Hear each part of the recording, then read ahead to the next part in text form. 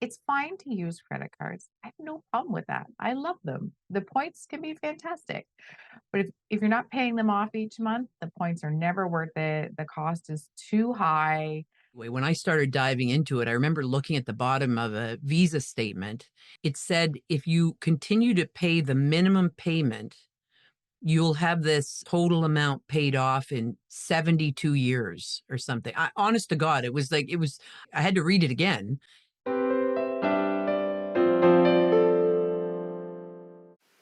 Divorce can be emotionally and financially overwhelming. That's why I'm teaming up with Sunny Wishart, president and founder of a la carte Financial and a certified financial planner. We will show you how to understand all things money without feeling ashamed, overwhelmed, embarrassed. You will learn more, ask questions. No question is a dumb question. Welcome to Money with Sunny. Let's get into it. Hey, everyone. My name's Wendy Rovers. I'm a divorce coach, owner of Divorce Thrive. This is Sunny Wishart. She's a financial only planner at a la carte Financial. And today we're going to talk to you about your financial health checkup. No matter where you're at in the financial journey, here are 5 top tips to maintain your financial health. Hi, good morning, everyone. A financial health checkup is definitely something I love, love, love talking about because I think these things are so important and they're underrated. So let's go. So the first tip, I do talk about monitoring your credit score quite a bit. Your credit score is such a powerful financial tool, and you don't know what you don't know. So if you can watch it, then you do know. So I strongly recommend, and this is where there are lots of free apps out there, lots of online banking that offer tracking your credit score. But lay eyes on it, make sure it's healthy. And it's not because I think you're doing a bad job paying your bills. It's there are so many other reasons. 40% of credit, upwards of 40% of credit scores have a mistake, and fraud is getting quite rampant these days. So it's not about whether you pay your bills or not. Why is a credit score important? So if you have a healthy credit score, lenders are going to be scrambling to give you the best rate possible. So when you're ready to make the biggest purchase, or you're buying a home, or even you're just renewing your mortgage and you want a better rate, if you're an A borrower, like top of the line borrower, you're going to get the best interest rate available. And what's an A borrower? That's someone who has a good credit score. And so, right. So what is a bad credit score and what's a good credit score? Yeah, so there's like a scale. Anything over 740, I think, is you're good. It goes up to 900. Nobody has 900. That's Okay. impossible. And then once you get below the 650, 640 area, you've got some cleaning up to do. And then once you get below 640, you go to apply for a credit card or a mortgage or a loan, then your interest rates that you will be offered will be higher. Is that correct? They won't lend. Or they won't lend at all. Okay. Mhm. And so once you get over 740, then people will look at lending money to you and interest rates will be lower than if you have a lower credit score. Is that kind of a good summary? Somewhat, yeah. If you have a lower credit score, not very good, you can get borrowing, but you're going to be borrowing from like alternative lenders who are going to charge you more interest. Sometimes if there's an issue with like affordability, they won't lend at all. You'll just get declined. But they'll be like, sure, you can have a mortgage at 12%. Right, right. And so that's really high. Now, if you're just going to start looking at your credit score now, never really looked at it or maybe looked at it a few times, and Mhm. you see a number and then you scroll down and take a look at why that number is what it is, and you see something on there that doesn't make any sense. How do you go about making changes? Like, where do you go to make these changes, or what do you do? So if there's an error on your credit bureau, that's very common, easy to fix. So what you're going to do is you can contact the lender, that whoever has the error reported, and say, hey, I got a mistake on here. And then you go from there on how to fix it. Okay. Yeah. Very easy. Okay, great. So just contact. So if you see, a bell error, or for example, or a hydro error, or any company is on your credit score and you don't recognize it, you can just call them directly and they just take it off of there, and then that will increase your credit score. Is that right? It depends on what the error is. I know personally I had errors on mine years and years ago, and they reported I made payments delinquent. And I called the lender and I said, no, I didn't. And I had to send some supporting documentation to them. And then they remitted to the credit bureau an amendment to fix that up. And it got all fixed up. And the reason why you're watching your credit score is that you can do these things quite quickly. If you're not Mm, watching, and this happened 5 years ago, that delinquencies can stay on your credit bureau for upwards of 7 years. right. You're going back on your bank statement 7 years to try to prove that you made that payment on time. That is, ugh. But if That's a you're lot of doing it, work. it's a lot of work. That's But if you're doing it like once or twice a year, then it's easier to say, oh, that happened in January. Grab that bank statement, prove to them you made that payment on time, show them the confirmation number. They remit to the credit bureau. Oops. And they fix it. It gets fixed. But it's just easier if you're laying eyes on it, and don't, like, once, maybe twice a year. Don't look at it Okay. all the time. It's like a stock market. You don't want to watch that number going up and down.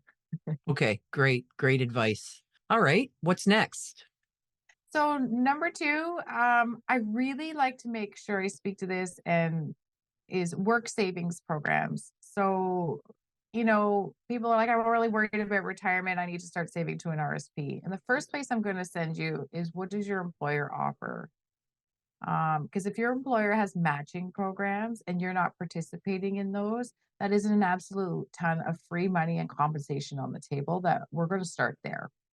So I do like to make sure I bring this up, just in case, if some people don't know, Hmm. or I've only been there 6 months, I don't know what they offer. I'm going to get you to look into it. Hmm. Perfect. Mhm. Great. What's number 3? Number three, are you living within your means? So you're going to look at your income coming in and the expenses that have gone out this last week, the week before, not next week, not the in future, what are going out, what has gone out, and is that lining up? Are you in the black? That's very important in your financial health checkup. Right. And I remember it was years ago now when I first started diving into my financial health. I took a look at my last 3 credit card statements, all my cards, and it helped me to just clarify what I was spending money on. And, and then I could figure out how much money I was earning. And it just gave me a quick snapshot of where I was at in that kind of 3-month period. So that helped for me. Do you have any other suggestions for people? 100%, that's what you do. I like to look back 3 months, because most things are cyclical monthly, some things are annual. But you Yeah. do have to look, because things creep up too. I just looked at all our subscribers or subscriptions, sorry, and they've all creeped up. And once you add it all up, that number starts changing. Yeah. And sometimes you're on a subscription that you're not even using. You can cancel it. Mhm. Yeah, exactly. We all have to do that kind of spring cleaning too. I mean, I can remember one time last year, I took a look at all of our family TV subscriptions through Amazon, and geez, there was 5 of them that I don't know how we subscribed to them, but we were paying for them. So quick went in, sent an email, had a conversation. They, reverse payment and helped me out, and cleared that up, to the tune of $90 a month. So it's a matter of keeping an eye on things and just kind of getting started. So I get that. What else have you got for us, Sunny? Okay, so the next one is, you're going to quit credit. Quit credit. That's definitely part of a checkup process is just make sure that it's not supporting your lifestyle. It's fine to use credit cards. I have no problem with that. I love them. The points can be fantastic. But if you're not paying them off each month, the points are never worth it. The cost is too high. Um, just quit it, because when you're living off them, we call that it's a capacity issue. Like you're living beyond your means. And that's just not sustainable. So Yeah. just laying eyes on that every once in a while really helps keep you in check. Mm-hmm. And I can remember this too when and listen, I was like an older adult when I started diving into this and figuring things out. It's probably a little embarrassing to say, but it's the truth. So figure it out a lot younger than I did. But anyway, when I started diving into it, I remember looking at the bottom of a Visa statement, and there's that teeny little writing that at my age I kind of needed a magnifying glass to see and take a look at. And it said, if you continue to pay the minimum payment, you'll have this total amount paid off in 72 years or something. Honest to God, I had to read it again, whip out another magnifying glass to make sure I had it right. And I was like, what? And then it's just, money is more of a deeper understanding. So I kind of then understood the interest, on the amount kept increasing, and the minimum amount that I was paying off was creeping up such a teeny amount that the interest would increase and the amount would creep up, and the interest would add on to the principal and the amount would creep up. And before it finally met up was, 7 decades later. So paying that minimum amount is, now and again, we've all got to do it, and now and again it happens. That's the reality of life. But if you can never do that, you're so much further ahead, and there's so many other cool ways of getting money that you need at a much lower interest rate. So that was like mind blowing for me. That sticks. There was an emotion attached to that that made that stick in my head, and so, personal story. But yeah. I remember when I was in banking life, and it was after the housing crisis that the bank said, hey, we're going to help consumers be more educated. So we're going to add these amortizations onto the credit card statements. And so people are seeing it's going to take them 100 years to pay off their credit card. Wow. I got yelled at a lot. It's mind-boggling.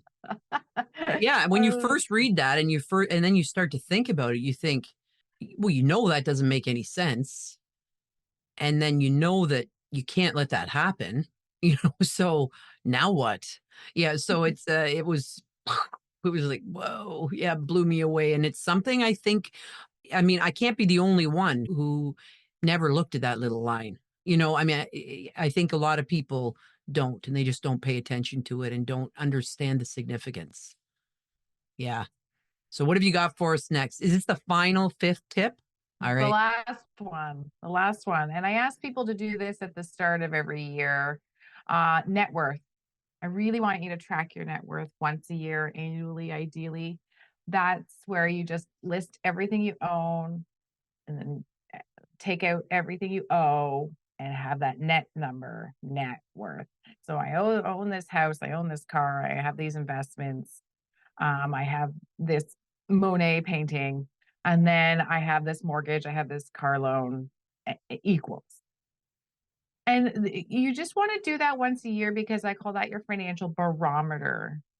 So I was here last year and now I'm here this year. Well, this is great. Your net worth, the needle is moving in the right direction.